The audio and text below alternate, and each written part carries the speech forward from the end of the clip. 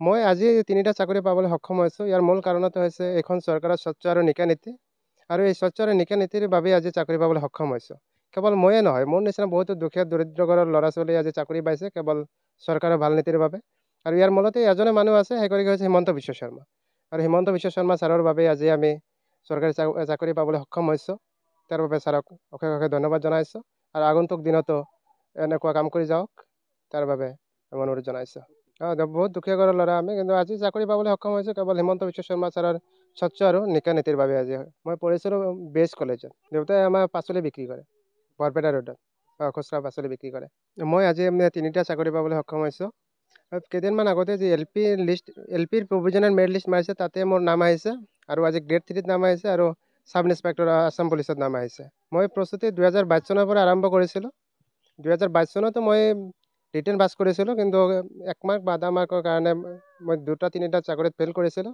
আৰু আজি 3 বছৰ কষ্ট কৰাৰ পিছত মই আজি 3টা চাকৰি পাবলৈ সক্ষম হৈছোঁ। মোৰ নাম বাহাৰুল ইছলাম, দেউতাৰ নাম খলিলুর রহমান।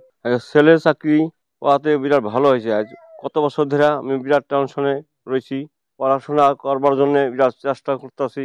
আমি যেরকম চেষ্টা করি আমার ছেলেও এরকম চেষ্টা করে। সবজি ব্যবহার করু, বিরাট কষ্ট করে পড়াইছি। আজ বরপাড়া রোডে থেকে 8 কিলোমিটার খোঁজ করে বাসায় আহলে আওয়া যাওয়া কইরা রাতে 10টা বা 12টা বাজা যায়, এরকম ভাবে আপ ডাউন করে ছেলেকে পড়াইছি আমি। সেই পড়ার জন্য স্কেল চাকরি সরকারে দিছে আমার। সেই জন্য আমি হেমন্ত বিশ্ব শর্মা বহুত উপকারী কাম করছে, কারণে মই ধন্যবাদ জানাইছোঁ। মই আজি 3টা চাকৰি পাবলৈ সক্ষম হৈছোঁ। ইয়াৰ মূল কাৰণটো হৈছে এইখন চৰকাৰৰ স্বচ্ছ আৰু নিকা নীতি। আৰু এই স্বচ্ছ আৰু নিকা নীতিৰ বাবেই আজি চাকৰি পাবলৈ সক্ষম হৈছোঁ। কেৱল ময়ে নহয়, মোৰ নিচিনা বহুতো দুখীয়া দৰিদ্ৰ ঘৰৰ ল'ৰা-ছোৱালীয়ে আজি চাকৰি পাইছে কেৱল চৰকাৰৰ ভাল নীতিৰ বাবে। আৰু ইয়াৰ মূলতে এজনে মানুহ আছে, সেইগৰাকী হৈছে হিমন্ত বিশ্ব শৰ্মা। আৰু হিমন্ত বিশ্ব শৰ্মা ছাৰৰ বাবেই আজি আমি চৰকাৰী চাকৰি পাবলৈ সক্ষম হৈছোঁ। তাৰ বাবে ছাৰক অশেষ অশেষ ধন্যবাদ জনাইছোঁ।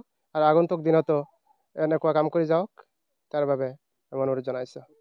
বহুত দুখীয়া ঘৰৰ ল'ৰা আমি, কিন্তু আজি চাকৰি পাবলৈ সক্ষম হৈছোঁ কেৱল হিমন্ত বিশ্ব শৰ্মা ছাৰৰ স্বচ্ছ আৰু নিকা নীতিৰ বাবে আজি হয়। মই পঢ়িছিলোঁ বেষ্ট কলেজত। দেউতাই আমাৰ পাচলি বিক্ৰী কৰে বৰপেটা ৰোডত।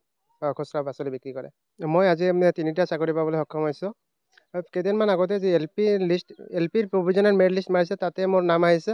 আৰু আজি গ্ৰেড 3ত নাম আহিছে আৰু ছাব ইন্সপেক্টৰ আছাম পুলিচত নাম আহিছে। মই প্ৰস্তুতি 2022 চনৰ পৰা আৰম্ভ কৰিছিলোঁ। 2022 চনতো মই ৰিটেন পাছ কৰিছিলোঁ, কিন্তু 1 মাৰ্ক বা আধা মাৰ্কৰ কাৰণে মই 2টা-3টা চাকৰিত ফেইল কৰিছিলোঁ। আৰু আজি 3 বছৰ কষ্ট কৰাৰ পিছত মই আজি 3টা চাকৰি পাবলৈ সক্ষম হৈছোঁ।